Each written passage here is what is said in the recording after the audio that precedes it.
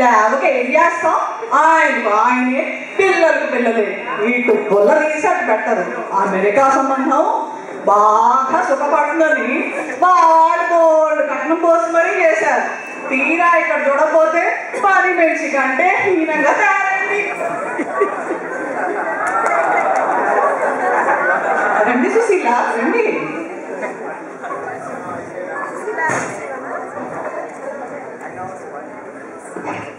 ఎక్కడికో బయలుదేరినట్టున్నారు? ఏం లేదండి, ఏదో గ్రోసరీ షాపింగ్ అని బయలుదేరా అంతే. మొన్న చెప్పానే ఈ అమ్మాయి కొత్తగా వచ్చింది, పేరు లలిత. నమస్కారం అండి. నమస్కారం. హాయ్, అందరికి హాయిగా ఉంటుంది. అవును, ఇందాక ఎవరితో విసుకుంటున్నారు? ఎవరు తీసుకుంటే ఎవరు ఊరుకుంటారండి? మా ఆయన పిల్లలే అక్కడ పడితే అక్కడ పడేస్తారు. పైగా ప్రతిదీ వెనకాల నుండి మరీ వెతికివ్వాలి. మొన్న మా ఇంట్లోనూ అంతే, ఇలాగే విసుకుంటుంటే ఏ రోజంతా ఇంట్లోనే ఉంటావా, ఇంకేం చేస్తాము అన్నారు. నాకు మండిపోయింది అనుకోండి. ఓ మై గాడ్, మరి ఏం చేశారు? అప్పుడాకరా తీసారా? అట్లా పడుకో రాత పెట్టారా?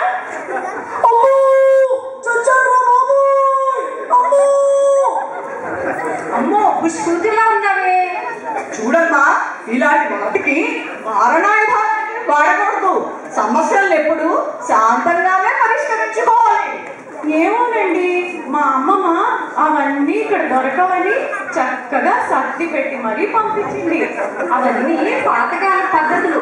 మొన్న ఏం చేశానంటే ఒక రోజంతా మంచం ఎక్కి దుప్పటి కప్పుకుని ఒప్పుకున్నాను. మా వారు ఆఫీస్ నుంచి వచ్చేటప్పటికి ఏమైంది? పుట్టికది నిండా బ్రెడ్ ముక్కలు, పాల చుక్కలు, ఎండిపోయిన గిన్నెలు, ఎక్కడ పడితే అక్కడ బట్టలు, పిల్లలు స్నానాలు లేకుండా జిడ్డు మొహాలతో ఉండేటప్పటికి నేను అడిగారు, ఇల్లంతా ఇట్లా ఉండేది అని. అంటే చెప్పాను, రోజంతా ఇంట్లోనే ఉంటావు, ఏం చేస్తా ఉంటారా? ఇదే మళ్ళీ ఆ మాట అంటే వద్దనుకోండి. అంటే మీ వారేమి సాయం చేయరా? ఏదో సాయం చేసినట్టు నటిస్తారు. అమ్మ నాన్న వస్తే మాత్రం వంటగదంటే ఏంటో తెలియనట్టే వేషాలు. ఇక వాడితో పాటు లివింగ్ రూమ్ లో కూర్చుని ఒక దోశ వేయి, ఒక ఇడ్లీ వేయండి ఆటలు. రండి లక్ష్మి, రండి. మన వాళ్ళ గురించే మాట్లాడుకుంటున్నాం. అవును, మీ ఇద్దరూ ఉద్యోగం చేస్తారు కదా, మీ వారు ఏమన్నా సాయం చేస్తారా? మా ఆయన పెళ్లికి ముందే వాగ్దానం చేశారు, అన్నింటిలో చెరి సగం 50-50 అని.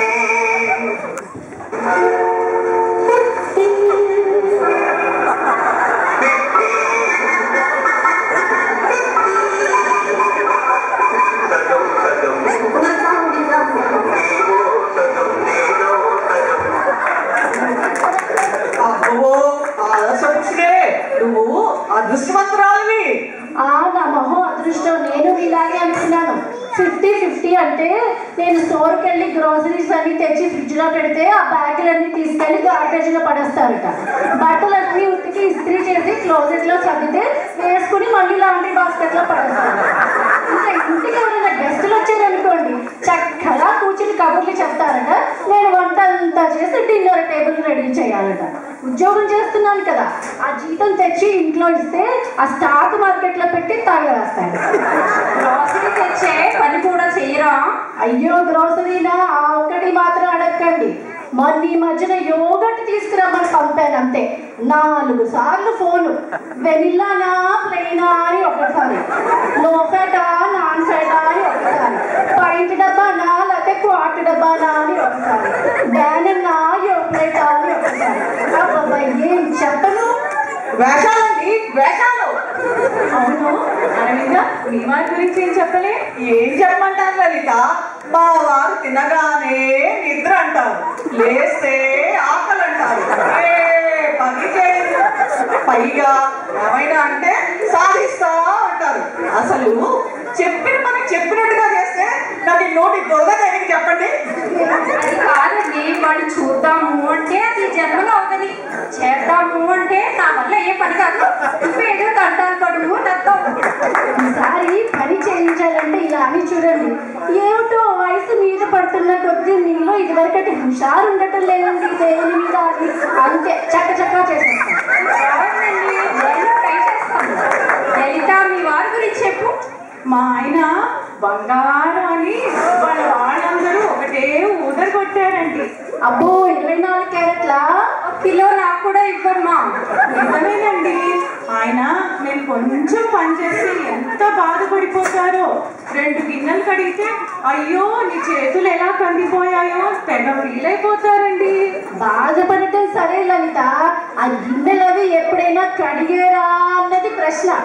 కడగలేదనుకోండి, అయినా నేను ఏ పని చేసినా చాలా బాగా చేస్తానని ఎంతో మెచ్చుకుంటానండి. పైగా వాళ్ళ ఫ్రెండ్స్ అందరికి ఫోన్ చేసి మరీ చెప్తానండి. చూడమ్మా, ఇలాంటివన్నీ కాస్త రికార్డ్ చేసి పెట్టుకో. ముందు ముందు వినాలన్నా ఈ పొగడతలు మళ్ళీ వినపడవు. మొన్న అలాగే నేను పొద్దున్నే లేచి ఎంతో కష్టపడి 2 కూరలు, పచ్చడి, సాంబారు చేస్తే శుభ్రంగా తిని ఈరోజు పెరుగు చాలా బాగుందో అన్నారు. మండిపోయింది అనుకోండి. మరి ఒక్క పీక్ పీకారా?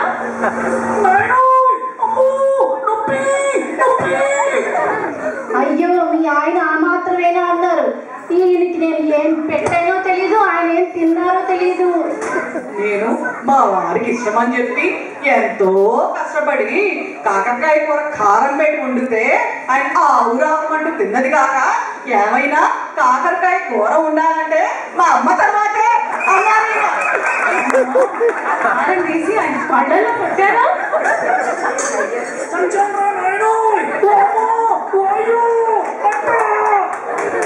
నువ్వు ఊరుకోమ్మా. నిజంగా అంత బాగా చేస్తారా అరవింద? నా మొహం ఆడు వండింది ఎప్పుడు, నేను తిన్నది ఎప్పుడు. ఏమోనండి, మా ఆయన మాత్రం రోజు ఆఫీస్ నుంచి ఫోన్ చేసి ఐ మిస్ యూ అంటారు. పైగా ఇంటికి రాగానే ఒక సాంగ్ కూడా అనుకుంటారండి.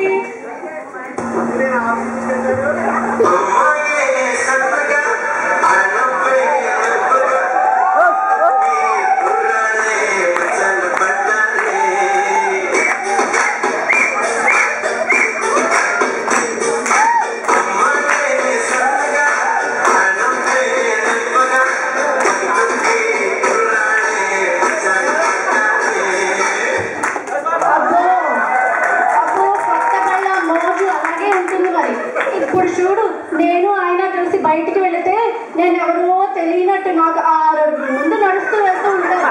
ఆ పక్కింటి బ్యాటరీ షాప్ ఒకటే అనుమానం, ఏంటి మీ ఆయన వర్క్కి వెళ్తూ గుడ్ బై చెప్తూ హగ్గు కిస్తూ ఎప్పుడూ చేయలో చూడలేదు, ఈజ్ ఎవ్రీథింగ్ ఓకే స్వీటీ అని ఒకటే జాలి ఉంటుంది.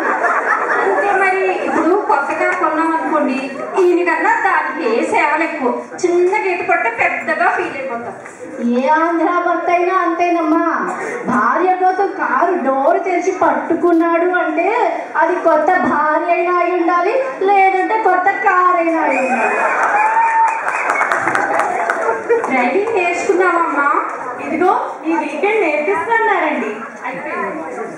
చూడమ్మా, భర్తలకి డ్రైవింగ్ నేర్చుకునే బుద్ధి నాకు పని ఇంకోటి లేదనుకో. రాత్రి పొగలు తేడా లేకుండా ఆఫ్ షో ఎంతో ఓర్పుతో కోఆర్డినేట్ చేసే భర్తలు కూడా భార్యకు డ్రైవింగ్ నేర్పడానికి వచ్చేసరికి ఎక్కడే విసుగు చిరాకు వచ్చేస్తాయి. ఏదైనా డ్రైవింగ్ స్కూల్లో చేరి నేర్చుకో, ఉద్యోగిస్తూ నెమ్మదిగా నేర్పుతారు.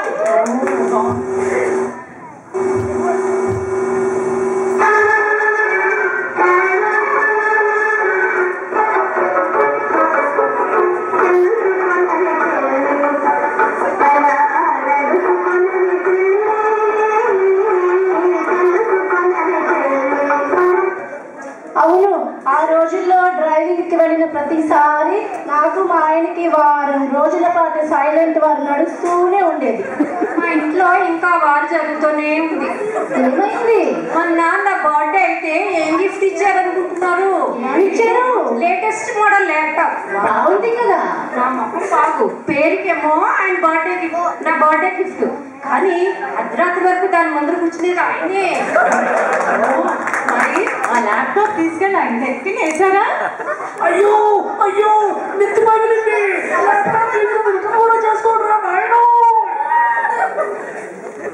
భార్య పుట్టినరోజు పండుగ మర్చిపోకుండా మనసు నొప్పించకుండా ఉండటం ఎలా? మీ లాండ్రీ మీరే చేసుకోవచ్చు. ఇలాంటి పుస్తకాలు ఎన్నో కొనిస్తారు. అయినప్పటికీ ఈయనకి నా పుట్టినరోజు గుర్తుండదు, పెళ్లి రోజు అంతకన్నా గుర్తుండదు. ఒకవేళ గుర్తొచ్చినా ఏదో గ్రీన్ టిక్ కార్డు కొనిస్తారు అంతే. కనీసం ఫ్లవర్ బొకే అయినా తీసుకురారు. అయినా భార్యలకి బర్త్డే గిఫ్ట్ కింద డైమండ్ నెక్లెస్ లాంటి ప్రెజెంట్ చేయటం టీవీలో చూపిస్తూనే ఉంటారు కదా, చూసైనా తెలుసుకోరే. అయ్యో రామచంద్ర, కాకపోతేనే నయమండి. మొన్న ఈ మధ్యన నా పుట్టినరోజుకి $2000 పోసి ఆ జేల్స్ స్టోర్ నుంచి ఒక నాసి రకం ముత్యాల నెక్లెస్ తీసుకొచ్చాను. ఒక సేలు లేదు, బేరం ఆడటం రాదు, మంచి చెడు బొత్తిగా తెలియదు అనుకోండి. ఏదో ఒక పిచ్చి వస్తువు ఖరీదు పెట్టి తెచ్చి కొని పడేస్తే అది రిటర్న్ చేయక చస్తుందా అనుకుంటారేమో. తెలివిగా ఆ బిల్లు కూడా బాక్స్ లోనే ఉంచుతారు. ఈ మధ్యన ఈయన ఒకటే నస బాగా రెడీ అయి ఉండాలి అని, పక్కింటి లీసా చూడు అచ్చు సినిమా స్టార్ రెడీ అయి ఉంటుంది అంటారు. ఇటు ఇంట్లో అంట్లు కావాలి, అటు ఐశ్వర్య రాయిలా ఉండాలంటే ఎలా కుదురుతుంది? అవునండి, ఈ మధ్య ఈయన కూడా పొట్టి షార్ట్స్ వేసుకుని అమ్మాయిలు వెళ్తూ ఉంటే గుడ్ల గుబలా కళ్ళేసుకు చూస్తూ ఉంటారు. మొన్న గొడవ పెట్టుకుంటే అద్దాలు, నల్ల కళ్ళద్దాలు పెట్టుకుని మరీ చూపులు. చెప్పండి. ఈసారి బాగా కండలు తిరిగిన వాడిని చూపించి ఎంచక్క ఇక్కడ వాళ్ళందరూ భలే కండలు పెంచుతారు కదండి అను చాలు.